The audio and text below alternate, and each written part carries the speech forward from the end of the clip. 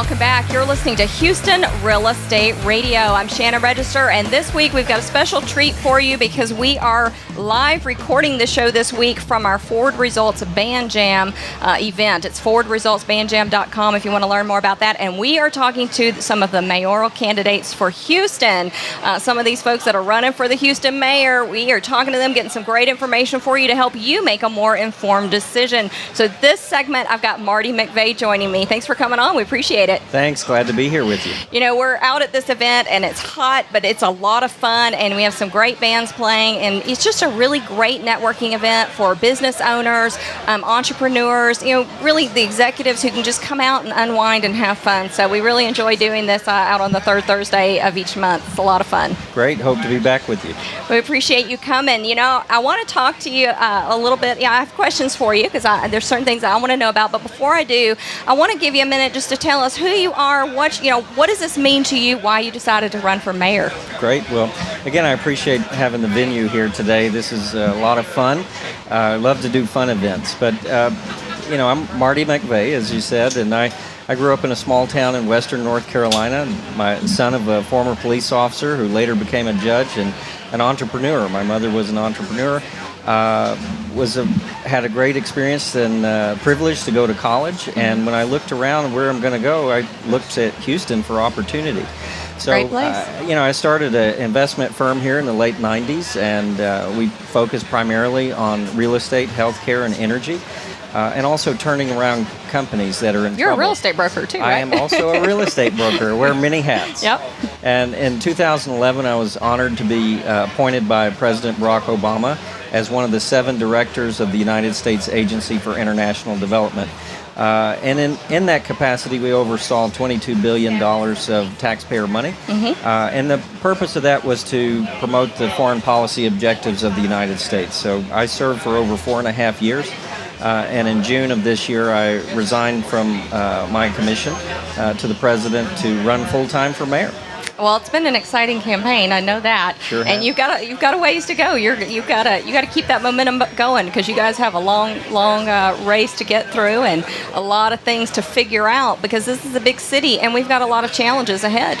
We do, and it's very difficult on the campaign trail. In the last 2 days, we had 6 forums or debates. I know you're busy. I know you guys are just out there running around and shaking hands and kissing babies. We are, and we're all friends. We've known each other for years, and that makes it good because we are all running against each other, but none of us hate each other. So well, and the thing is that the city is going to win.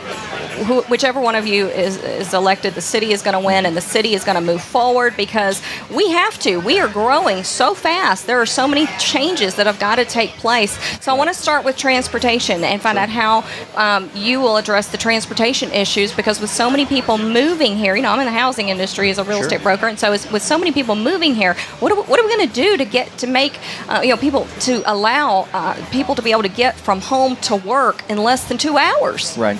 Well, this is really a mobility issue. It's not just transportation is not just buses. It's not just concrete. It's not bikes and motorcycles. It's all of it. It's all of it together. So what the city does not have is a plan, and there's many plans that the city doesn't have, but since you just brought up transportation and mobility, there is no plan. And the reality is that according to TxDOT, traffic is increasing in Houston by 6% annually. That's a lot. There is no end in sight to that because we have a migration of people coming to this town for the same opportunity that I came That's for, right. and I want to make sure that the next generation has those same opportunities that I had.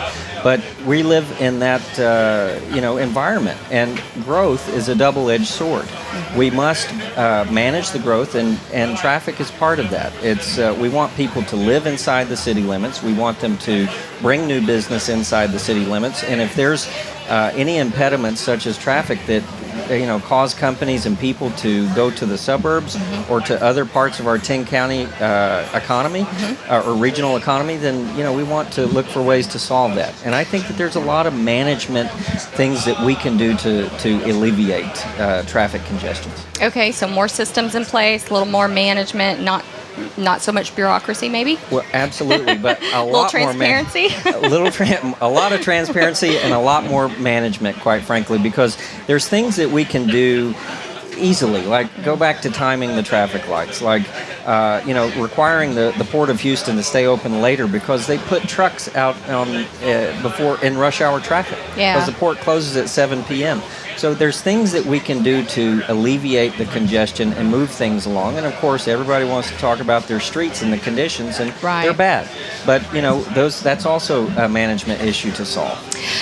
We talked about all the people that are moving here. What will you do to allow more growth of large companies to try to get them to headquarters here and move all of those ancillary businesses that support them to this area? Sure. What kind of plans do you have for more growth? Well, I'm the only candidate in this race that has the experience for that, and with one of my functions as director of USAID is to do that, is development. That's what I do in my private life. That's what I've made my career out of, is to bring companies together, create new jobs, create wealth, create opportunities. So what I have planned to do, and this is one of the cornerstones of my campaign, is to create a real economic development office in the city of Houston that reports directly to the mayor.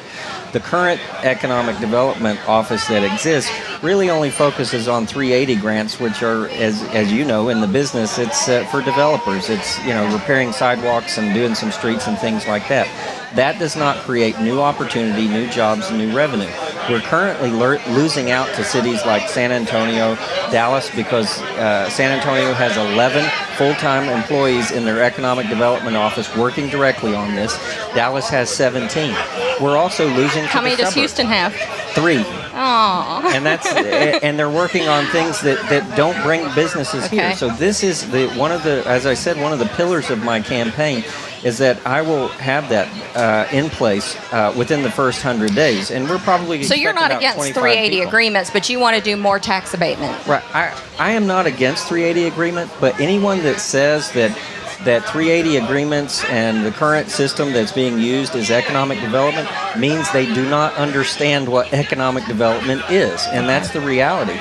So yes, we need to do that, but that doesn't bring any new businesses here. I'm the only one that has any international development experience, any international business development experience. Mm-hmm. So I have the relationships domestically and around the world to be able to bring new jobs here, new businesses here, and that will be at the forefront of my campaign and my service as mayor. So we've talked a little bit about what sets you apart. Let's talk about the financial component to being a mayor, because there's a lot of finances to oversee. As you know, we've got a budget problem. That's right. So what will you do to address that? Well, really, and I appreciate that question, because really what we have is a budget crisis. Yeah. It's more than just a budget problem. It's a crisis. And, it is complex. It's multi-layered. In part of my professional career, I've helped companies to turn around, and not all companies can turn around. Mm-hmm. But what I see here with the city of Houston and the finances, we're in a turnaround situation. We have to get our financial house in order. Yeah. If we do not, we risk the opportunity that we can use to bring new companies here and more revenue and people here. So it must be dealt with quickly. The pensions obviously are the most. That's the biggest thing. So how do you deal with that? You've got to package that debt. It is debt for debt, but you must package it so there is an end to the liabilities as they continue to increase every day. Mm-hmm. We've got to end that, and then negotiate with the pensioners going forward. I believe that a deal's a deal in Texas, so I do not want to undo what has been done to the pensioners before, the deal that was made, but I want a new deal in place that is sustainable for the city of Houston, mm-hmm. that is sustainable, and the employees can rely on that in the future. And right now, when I talk to police officers and firefighters, they're unsure that their pension's going to be there. So the political decisions to get us into this mess are not the decisions and the people that are going to get us out of it. So we need to make some really tough decisions. Well, we appreciate you coming tonight to Band Jam and talking to us. Marty McVey, we had on Chris Bell earlier, and we're going to have Adrian Garcia next. So we appreciate you guys coming in. We're going to go to a word from our sponsor, and then we'll be right back with our mayoral candidates for Houston. It's going to be a big campaign, a lot of fun. Good luck. I'm glad to be out here with you, and I'm going to have a few beers and listen to some good music. So looking forward to it. All right.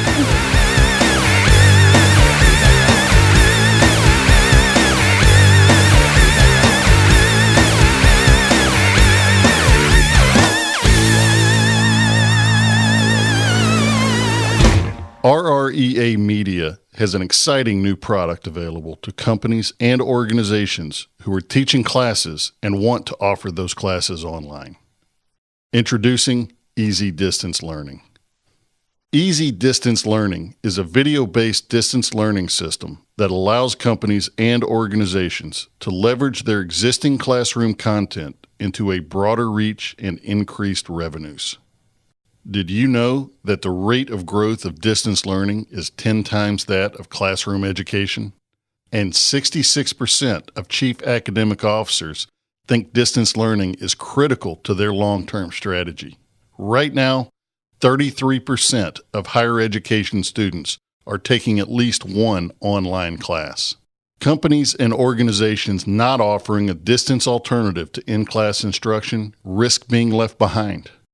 Video-based distance learning has three basic components: classroom capture, post-production, and content distribution. Easy Distance Learning is a comprehensive and modular system that covers all three components that can help your organization with what you are missing in offering a quality and convenient online learning experience. You choose the parts you need help with. Easy Distance Learning offers another revenue stream, a broader reach of your existing content, and a professional presentation with a great learner experience. Contact us today for a free estimate and see how Easy Distance Learning can take your company or organization to the next level.